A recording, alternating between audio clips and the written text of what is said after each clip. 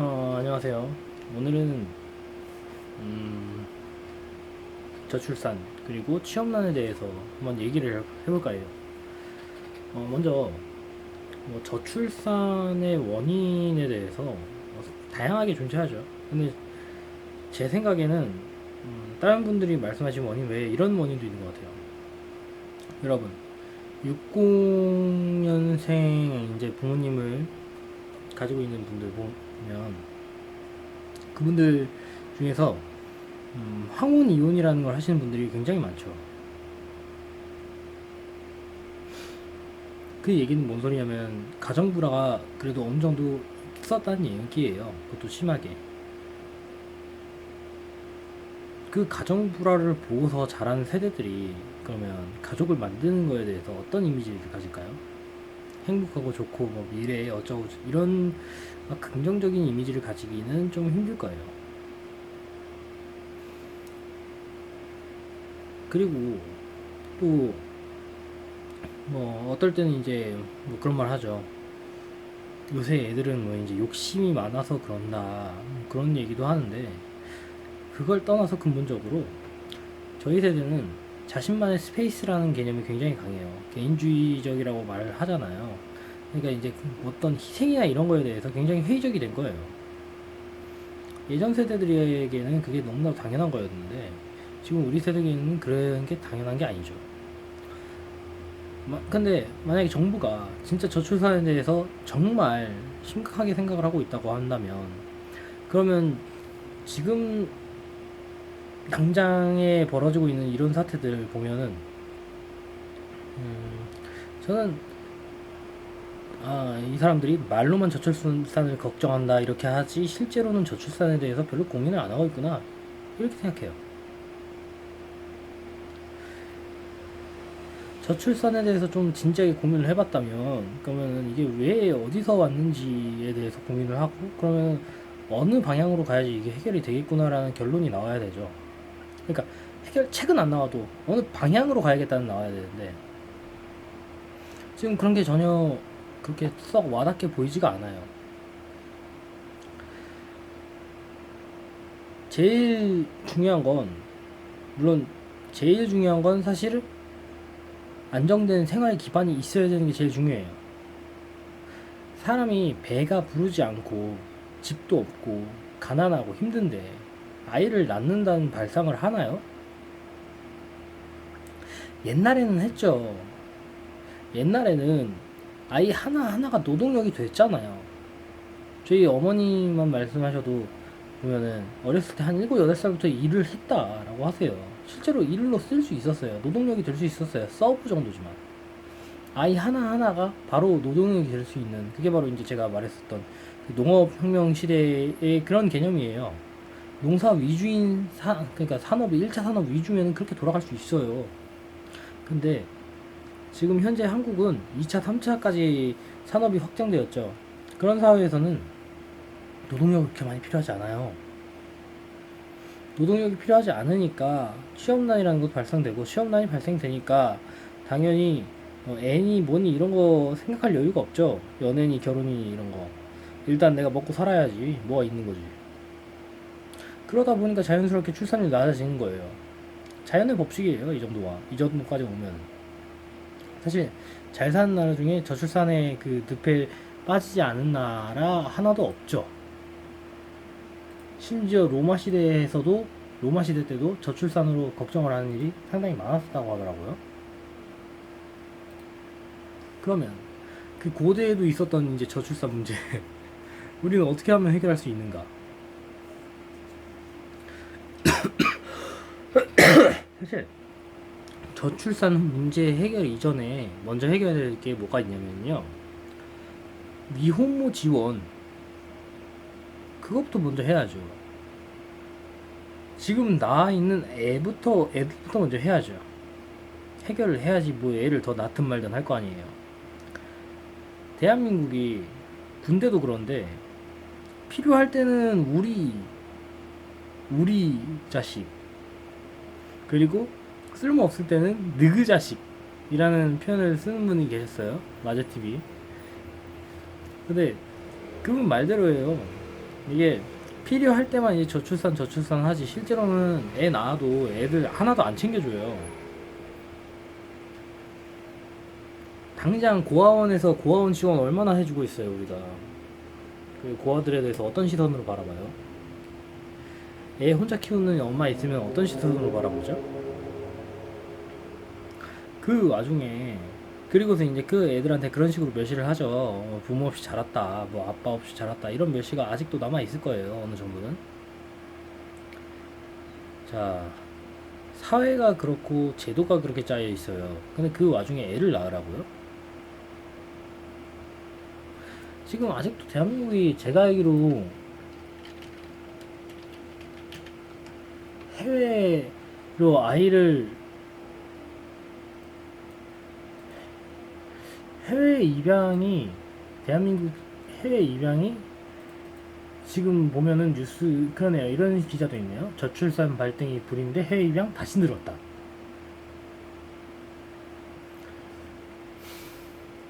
자, 황혼 이혼율이 천정부지로 솟구치고 있죠.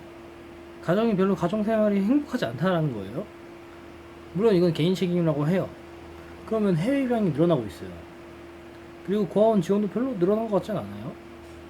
게다가 미혼모에 대해서도 별로 좋은 눈초리가 아니에요. 미혼부나 미혼모나.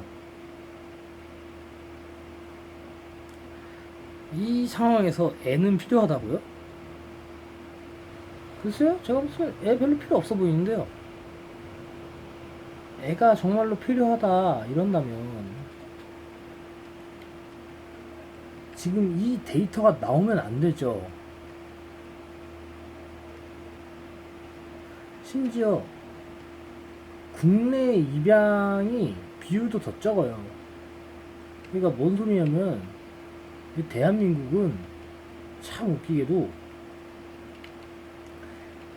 저출산을 극복해야 된다라고 하면서도 불구하고 별로 저출산에 대해서 생각이 없는 거예요.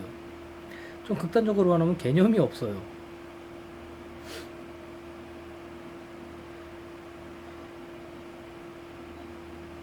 그래, 뭐 그럼 이거 뭐 어떻게 해결해야 될까? 일단 이제 가정에 대한 좋은 인식을 심어주는 건 이미 글러 먹었죠. 이미 안 좋은 거 많이 봤죠. 그러면 일단 있는 아이들이라도 최대한 챙겨요. 그런 방향으로 나아가야죠. 그 다음에야 네가 애를 낳아도 국가가 어느 정도는 책임질 수 있다. 못해도 한 18살까지는 안심하고 나와라. 근데 만약에 대학까지 못 보낼까봐 걱정이 된다라고 한다면, 그렇다면 이제 대학도 그냥 무료로 하세요.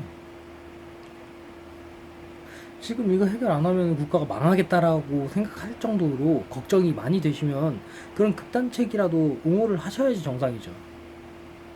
이게 그러니까 옳다라는 얘기라는 게 아니라 그런 극단책이 나오든지 아니면 그거에 대한 예의가 되든지 뭐 그런 식으로 돼야지 이게 이분들이 심각하게 생각을 하고 있구나 이러지. 지금 이 꼴인데 뭐가 심각해요? 하나도 심각하게 생각하고 있지 않구만. 그냥 웃기잖아. 무슨 차가우면서 따뜻한 물 같은 걸 보는 것 같아. 저출산은 위험한 막 그런 겁니다 라면서, 저출산 뭐 그거 어차피 뭐 상관없지, 애기들 챙길 거 아니야, 지들이 알아서 잘 커가지고 나라의 훌륭한 역군이 돼야지, 이런 거예요. 지금 한국이 한 7, 80년대에 애를 못 키워서 아이를 팔던 그런 역사가 있는 나라인데 아직도 아이를 팔고 있어.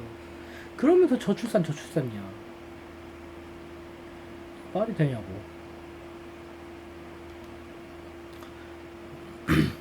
이 국내 입양은, 그래, 물론 입양은 개인의 책임이에요. 개인이, 그러니까 책임이 아니라, 그러니까 개인이 결정을 하는 거죠. 그러면 입양까지는 좋아. 그러면 고아원 지원은 뭐 어떻게 할 거예요? 고아원. 지금 고아원에 대해서, 고아원이 지금 보육원으로 바꿨다고 하네. 그래, 이게, 자 보세요, 여기도 있어요. 새로 건축될 때 때때로 지역 주민들이 반대하는 님비 현상의 대표 주자 중 하나네요. 반대하는 이유가 이거래. 교육 문제. 부모 없는 아이들이 있으면 자녀 교육에 나쁘고 해코지를 가할 수 있다. 고원생들이 이제 금품같이 절도, 일탈행위가 상당히 심했기 때문에 부정적인 인식이 박혀 있다.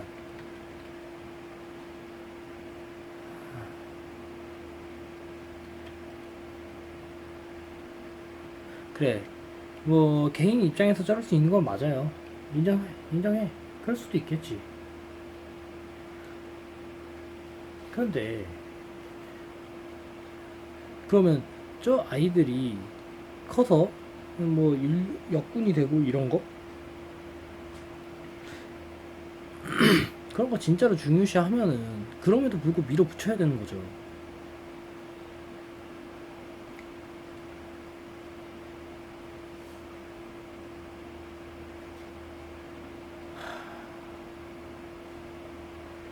게다가 저분들이 이제 좋게 성공하고 이러니까 가능성도 상당히 낮으니까 더욱더 이제 범죄 같은 걸로 빠지거나 그런 경우도 늘어나죠. 보육원 출신들이 이런 거 관리에 대해서 좀 더 빡빡하게 그리고 더 확실하게 더 전폭적인 지원을 해도 모자랄 판에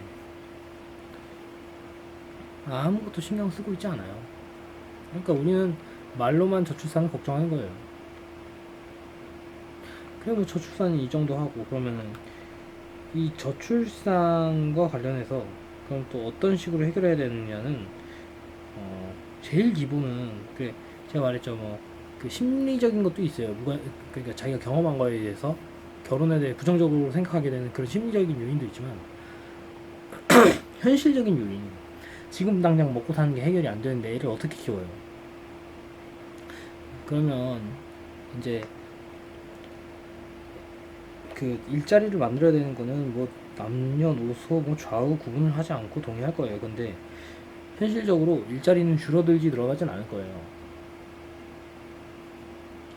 4차 산업혁명 시대라는 게 이게 만만한 게 아니라서 인공지능, 빅데이터, 뭐 3D 프린터 이런 것들의 그 공통점은 결국 자동화예요. 자동하고 그냥 버튼 한 번 눌러서 집에서 옛날에 SF 영화 같은 데에서 어쩌다 한 번씩 나오는 버튼 한 번 눌러서 집에서 모든 게 나오고 모든 게 만들어지고 모든 음식이 나오는 그런 환경을 만드는 데 유용한, 그러니까 얘가 심지어 동영상을 볼 때도 아 얘는 어떤 동영상을 좋아해 하고서 자동으로 뽑아주죠. 모든 게 자동화가 되고 있는데 사람이 손을 쓸 여지가 있는 거는 거의 없어요. 아직 뭐 강인공지능은 아니니까 물론 뭐 노래를 만든다든지 이런 거는 아직 사람이 더 높죠. 수준이 높아요. 근데 그런 거는 지금도 똑같이 어마어마하게 소수의 사람만 그걸로 먹고 살 수 있잖아요. 다수의 인간이 그걸 이용해서 먹고 살 수 있는 게 아니잖아요. 그리고 솔직히 말해서 경제를 돌릴 때 도움이 되는 인구는 생산력과 소비력을 갖춘 인구지, 그게 없는 인구는 도움이 안 되는 거예요. 지금 저출산 걱정하시는 분들 많이 낳다고 가정해봐요. 그러면 어떤 꼴 나오냐면요, 우리 차우셰스크 같은 걔 있잖아요. 왜 어느 나라에서 차우셰스크 니콜라이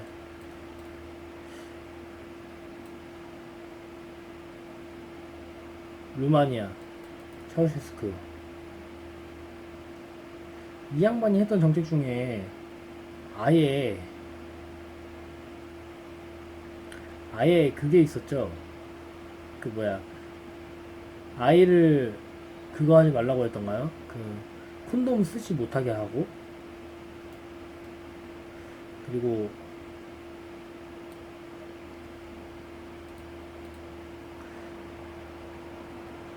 또 어디 있어, 낙태 피임도 금지, 이혼도 금지, 뭐 이런 식으로 미친 짓을 했어요.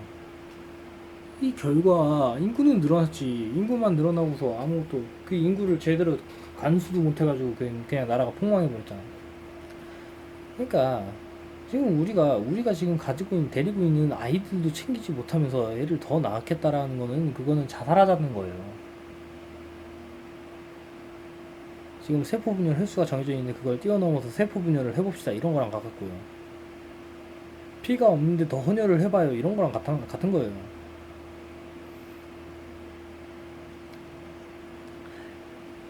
즉 다르게 말하면 취업난, 일자리 부족, 그리고 그, 그 경제에 돈이 회전되는 그 속도가 느려지면서 생기는 경제 성장 저하, 얘네들을 먼저 잡지 못하면 그냥 부의 연쇄가 일어나는 거예요. 부정적인 마이너스 연쇄가 일어나면서 점점 나라가 무너져 내려갈 겁니다.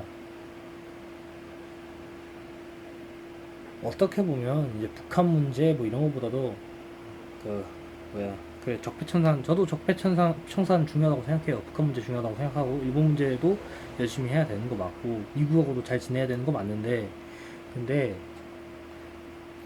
지금 이 문제에 대해서 관심을 가지지 않으면 미래는 없습니다. 그냥 끝나는 거예요.